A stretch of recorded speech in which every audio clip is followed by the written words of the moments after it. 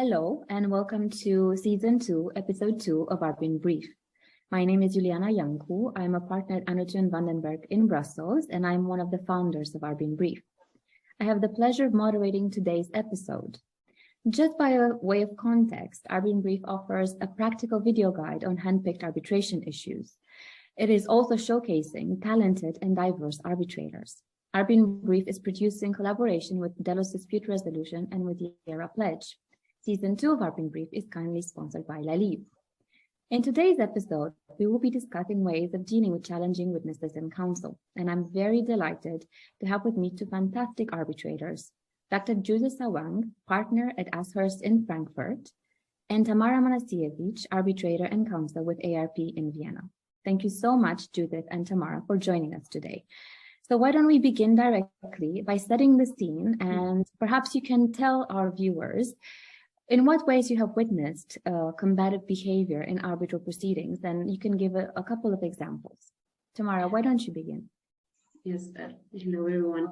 Well, combative behavior can take many different forms, and examples range from parties' refusal to cooperate, delay tactics, constant objections to minor procedural points, aggressive language towards the opposing counsel, towards the witness, bullying the witness as we know it, in the extreme also submitting false submissions.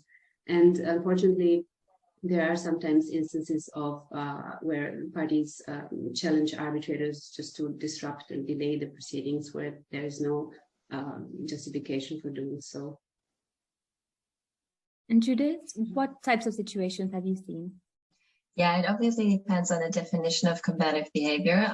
What I experienced personally is counsel acting outside the code of conduct. So lying, for instance, preparing witnesses to an extent that is highly questionable under the applicable professional rules. I think we've also seen witnesses trying to evade questioning and witnesses bringing new evidence to the hearing that they allegedly found in preparation of the hearing.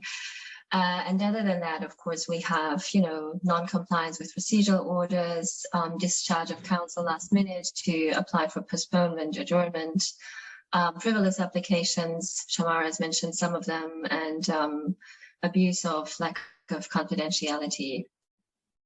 I think this raises an important question, is how do we draw the line between ethical and unethical combative behavior? That's a very important question. Because as we saw in this enumeration, some of those behaviors may be perfectly legitimate. So what differentiates a legitimate defense from, let's say, an illegitimate guerrilla tactic is basically the strategy underlying it. So with a guerrilla tactic, that is usually targeted at sabotaging the arbitral proceedings.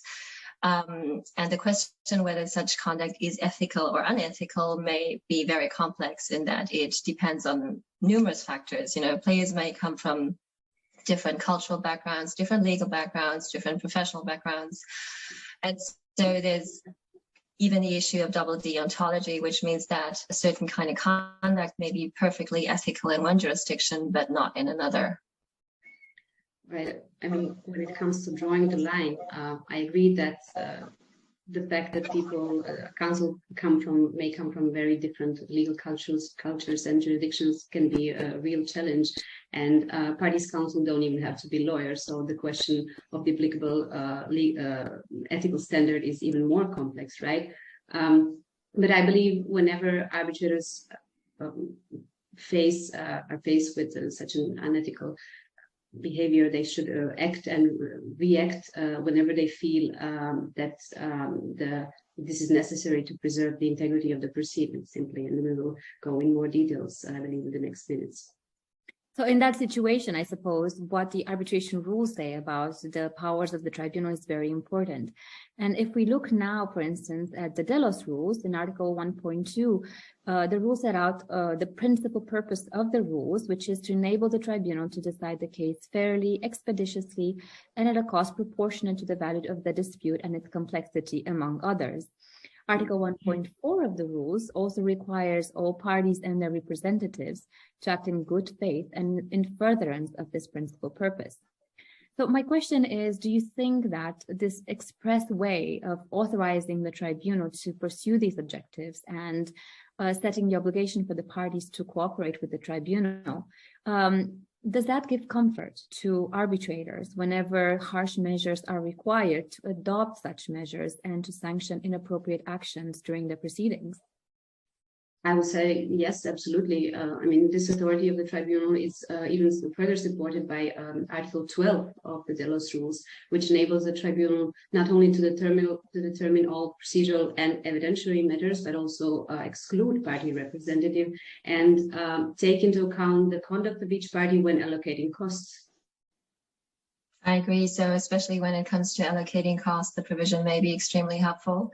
And in addition to that, it may also help counsel if they wish to pursue certain actions based on violations of the good faith obligation after conclusion of the arbitral proceedings. So that's after the arbitration has already taken place. Is there something that a tribunal can do during the proceedings in order to counter inappropriate behavior, Judith? Yes, of course, right at the start, you could try and agree on a code of conduct or a code of ethics. However, if you're faced with a combative or even guerrilla party, that may be the first instance when you encounter some resistance. Throughout the proceedings, you have to be watchful, you have to be on guard, you have to call out misconduct, issue warnings. You may have to record or document certain forms of misconduct. And sometimes it may be possible to preempt, for instance, dilatory tactics by including an obligation in procedural order number 1 that the parties adhere to the agreed upon schedule. Right. Well, I think it could be really useful to include into the procedural rules perhaps soft law instruments such as the IBA guidelines on party representations, because if an issue of ethics arises throughout the procedure, it may be easier for the tribunal to refer to the guidelines and take appropriate measures. And if we were to think of a specific example, do you think, in your view, that if the tribunal has suspicions that counsel has engaged in unethical behavior, for instance, by submitting knowingly falsified evidence, should the tribunal notify bar associations of the suspicion, or perhaps that's best left to the parties? What do you think, Tamara? Well, I would ask the lawyers whether they wish to remedy such a default by, for instance, withdrawing such evidence. And I mean, in extreme cases where it is obvious that the lawyer engaged in unpermitted practices of a certain gravity, it may be appropriate to notify the bar association, I would say. Although I would expect the opposing party to take such a step first, I must say. Yeah, I fully agree. I would also, as an arbitrator, not see it as my primary duty, but would expect that of the opposing counsel. However, of course, as an arbitrator, you may serve as a witness if it comes to that. And I think, other than that, I agree with what Tamara has just said. Okay. So if let's assume that we are now at the hearing, and we as an arbitrator, you expect that you're going to have some difficulties at the hearing, and you may have some challenging counsel-led witnesses. How to best prepare to efficiently and appropriately deal with numerous objections from counsel? Judith? So, as always, you have to diligently prepare. You have to familiarize yourself with, for instance, the scope of the witness statements. And then in the hearing, if there are objections, you have to acknowledge and understand them. You will perhaps sometimes have to give the other party an opportunity to be heard. You may have to consult with your fellow co-arbitrators, perhaps even retreat, and otherwise you can decide on the spot. I mean, in general, if you're faced with a combative or guerrilla counsel, you should make sure that you have an impeccable record, and you should exercise something that has been coined by Michael Huang as defensive arbitration. But what I would say, how to best prepare, simply thoroughly analyze your case file, the witness statements, prepare dramatis personae, prepare the list of questions of your own to the witnesses. And perhaps we should also mention it is necessary, of course, to stay very focused and listen carefully to the examination, because I say this because it is pretty easy to miss a point when we are engrossed in our own notes, and there is no live note transcript to go back to and check what has just been said. And if despite the preparation and the best efforts, a witness simply is unwilling to answer questions, and the questions are really important to understand what actually happened, are there ways in which we can get this answer from the witness? Well, I think it's important for the arbitrator to really show respect towards the witness, to show that he or she is thankful that the witness appeared there voluntarily and is ready to enlighten the tribunal with their knowledge. Repeating or reformulating questions sometimes helps insisting on yes or no answers as well. And what I have seen, some witnesses tend to be uncooperative when examined by counsel, but then be more cooperative when examined by the tribunal. Judith? Yeah, I agree that witnesses may be more forthcoming when they're asked by the arbitrator as opposed to the counsel, so that may be helpful. But of course, there will be instances when a witness simply won't answer the question, and I believe that in and of itself is an answer. So be that on the subject matter or be that on the credibility of the witness, or you may be able to draw adverse inferences or rely on burden of proof. So another thing that can happen at hearings is we have highly combative counsel. We have heated moments of counsel interrupting, arguing loudly, speaking at the same time, maybe even arguing with the witness. What should an arbitrator do in a situation like that to restore order at the hearing? Well, first of all, you have to remain calm, and then you have to intervene and restore order and let everyone know that isn't helpful for anyone.